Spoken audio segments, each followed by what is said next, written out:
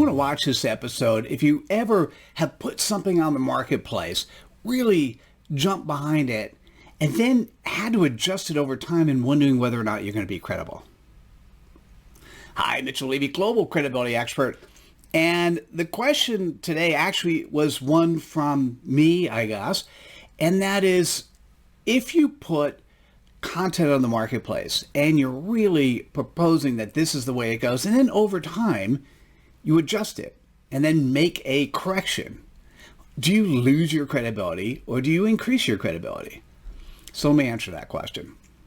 There are a couple of things that came together at the same time. First, it's been a little over a year since I've done the TEDx, pushed the book on the marketplace, Credibility Nation, finished the research of interviewing 500 thought leaders on credibility, now over 600, and consistently the 100 and so on post the 500 are still coming in the same way. So it's consistent in terms of what the theory is and what the thought is and actually what the practice is. So having a chance to share it with other people and do new things, it's very exciting to see how it's growing, to see how it's happening. And, you know, when I originally put the credibility definition in the marketplace, it was very interesting to me to hear in terms of how people were coming in. There were 10 skill sets that came out, and when the 10 skills were broken into three categories, really I call them the three pillars. It turned out that the phrase know, like, and trust just popped up. It was just the right phrase.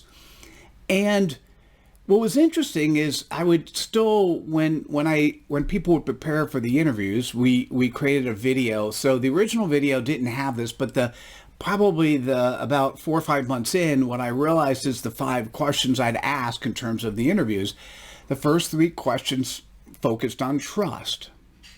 The 4th questions focused on getting to know somebody better. And so when I would talk to people, I'd say, hey, listen, what's the first thing that happens when somebody's looking for you? Well, and actually not necessarily you, let's say I'm going to give you an example. Because right now, let me just say what I'm doing. I'm actually switching the order. I'm officially saying that know, like, and trust needs to be changed to trust, know, like.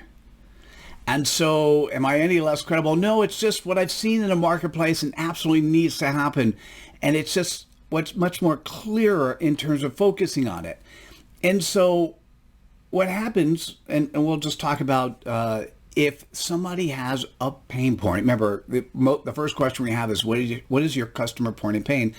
i.e., who's your customer base, and what particular pain point or pleasure point or what particular purpose do you solve in terms of who or what you do? In essence, what playground do you play in? And so what happens is, if somebody has a problem they need to solve and they go to Google and they type in their pain, and let's say what happens is something comes up that you're on. Could be a social media page, could be your website. They're going to give you 3 to 5 seconds. In that 3 to 5 seconds, they're going to make a quick decision of whether or not they can trust you enough to solve their pain point, to want to spend the time to get to know you. Trust comes first.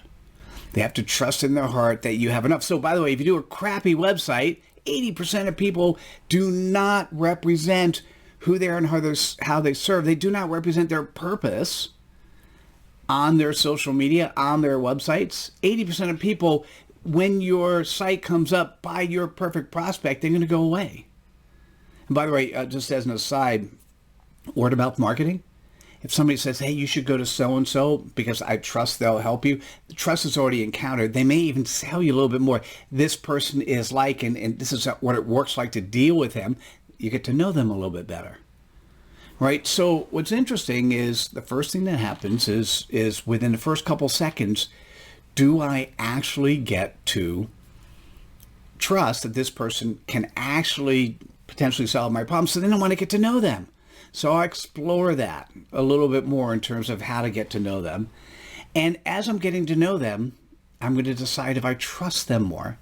I'm also going to decide if I like them. And in essence, do they show up in a respectful way? Do they show up in such a way that they've actually, it looks like there's somebody who does what's appropriate in the like category.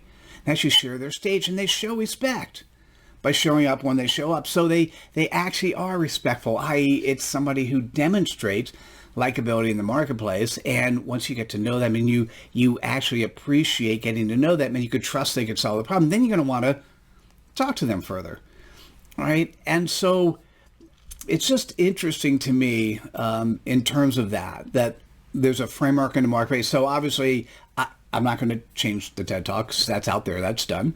And I'm very happy to announce we're over 200,000 views of the TEDx. So that's really cool. When we do the second edition of the book, this book, we'll change it there. At some point in time, when people sign up for the interviews, I do actually present a 16-minute video on how to prepare it. We'll have to update it there. And I just made an announcement in the Credibility Nation membership community. And when we do the 5-day challenge, I'm actually going to now start talking about it this way. So it's trust, know, like. Do I feel any less credible? No, I actually feel more credible that in practice, I was able to be coachable. I was able to listen to others. I was able to actually learn and grow and be vulnerable enough to say, hey, this is what I put in the marketplace. And as we started seeing the practice, the reality is, let's just make it clear, trust, know, like. And I'm very comfortable with that.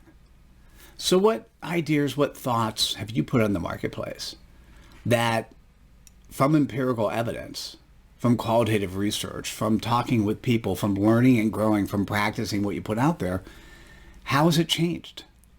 And have you actually gone ahead and changed it? Because I'm going to say your audience will appreciate you more when you show them the respect that's appropriate, that you show that you're listening to them, that you show that you're coachable, that you show that you're learning, that show that you're growing. So to summarize this episode, what I'm going to say is we need to create good, compelling content, interesting frameworks, whatever it is that we put on the marketplace that allows people to really see us, that allows them to trust us, allow us to know us, and allow them to like us. And, over time, we're going to grow. We're going to grow and learn. And as we grow, learn, get coachable, and learn more things, it is okay to go back in and say, this is what I did at this point in time. These events occurred. This is what I'm doing now. So let me make an update to that. And don't forget where you came from, because part of your growth process is potentially part of the growth process that your audience needs to go through as well. Yeah, I think that's about what I'll do on this session. Hope you enjoyed it. And I'm very curious to see what content, what information, what approaches you put out there that you've subsequently changed. Thanks. Take care. Bye now.